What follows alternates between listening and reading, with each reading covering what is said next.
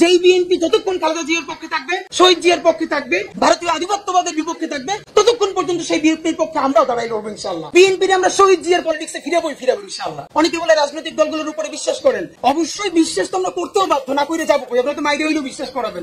তো কিন্তু ব্যাপার হইলো বলেছে কেন, এটা একটু আগে বলছে যে এটা আইন না প্রতিশ্রুতি। ভাই যেই পোলা ঘরে বাপের পয়সা চুরি কইরা প্রতিদিন কিরাকাণ্ড করে, ওর 100 কিরার আর 100 প্রতিশ্রুতির কোনো দাম নাই। সুতরাং আমাদের কাছে আমাদের রাজনৈতিক দলগুলো হলো আমাদের সেই পোলা। আমাদের সময় এই যে ইলেকশন আসছে, যুব্বা পড়বে, টুপি পড়বে, আল্লাহ বিল্লাহ করবে, মিলাদ গাইবে, একটু পর আবার মৌলবাদী বলবে, যখন যা লাগে। এই পলিটিক্সটাও ওকে, আমি তো এই পলিটিক্সটাকে ফাইন মনে করি, যখন যেটা লাগবে, জানি সমালোচনা নাই। কিন্তু আল্লাহর ওয়াস্তে যেটা বলি, এই জুলাই সনদ আপনারা রাজনৈতিক দলরা বসে বলেন কি করবেন, কিন্তু এর বাস্তবায়ন ইজ ভেরি ইম্পর্টেন্ট। এই জুলাই সনদ ন্যূনতম বাস্তবায়নের মধ্য দিয়ে সামনের জাতীয় নির্বাচন হতে হবে এবং সেই নির্বাচনে প্রতিশ্রুতি থাকতে হবে যে সেই সংসদ ম্যান্ডেট নিয়ে এসে নতুন বাংলাদেশকে নতুন সংবিধান উপহার দিবে।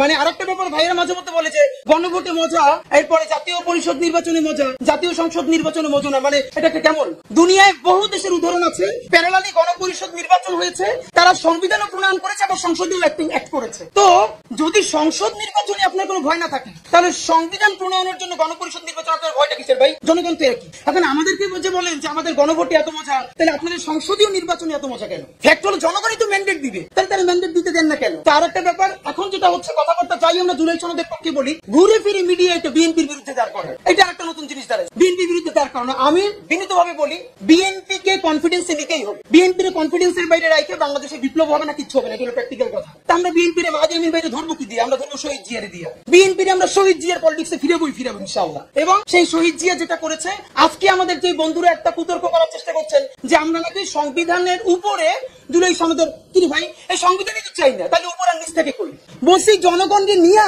নতুন একটা সংবিধান নির্মাণ করবেন, সেই সংবিধান অনুযায়ী নতুন করে দেশ চলবে, ফ্যাসিবাদ কায়েম হবে না, তাহলে এটা উপর নিচ থেকে কই সবাই মিলে করবে। বিএনপি যদি ক্ষমতা আসে বিএনপি করবে, সমস্যা কি? সুতরাং আমি বিনীত অনুরোধ করি, প্লিজ আপনারা এবার যে রাউন্ডে বসবেন জাতীয় ঐক্যমত্য কমিশন, আপনারা এই এলাকা শেষে আমার মনে হচ্ছে আগামী 15 তারিখ বাংলাদেশে খুব ক্রাইসিস যাবে, কারণ এখন জুলাই সনদ বাস্তবায়নের পরে নির্বাচনের ট্রেন ছেড়ে যাবে। সুতরাং এই সময়টা আমরা অত্যন্ত যেন প্রজ্ঞার পরিচয় দেই। দ্বিতীয়ত, প্রয়োজনে বিএনপির সাথে বারবার বসেন, বিএনপি বলেন যে বিএনপির ভয় পাওয়ার কিছু নাই। যেই বিএনপি যতক্ষণ খালেদা জিয়ার পক্ষে থাকবে, শহীদ জিয়ার পক্ষে থাকবে, ভারতীয় আধিপত্যবাদের বিপক্ষে থাকবে, ততক্ষণ পর্যন্ত সেই বিএনপির পক্ষে আমরা দাঁড়াই করবো ইনশাআল্লাহ। কিন্তু বিএনপিকে আমাদেরকে ট্রাস্ট দেয়। এখন আমি এনসিপি কে কেন বলি না, কারণ এনসিপি নতুন পার্টি। বিএনপি যদি বলে যে এই বাকশালী সংবিধানের বিরুদ্ধে দাঁড়িয়ে নতুন সংবিধান দিব, তাইলে বিএনপির পক্ষে ইলেকশনে ক্যাম্পেইন করতে আমার কোনো দায় নাই। কিন্তু কোন পলিটিক্যাল পার্টিকে বলতে হবে যে বাকশালী সংবিধানের পতন ঘটিয়ে নতুন বাংলাদেশে নতুন সংসদে নতুন সংবিধান হবে এবং সেটা জুলাইয়ের শহীদদের ম্যান্ডেট নিয়ে হবে। সেই পর্যন্ত আমরা লড়াই আছি।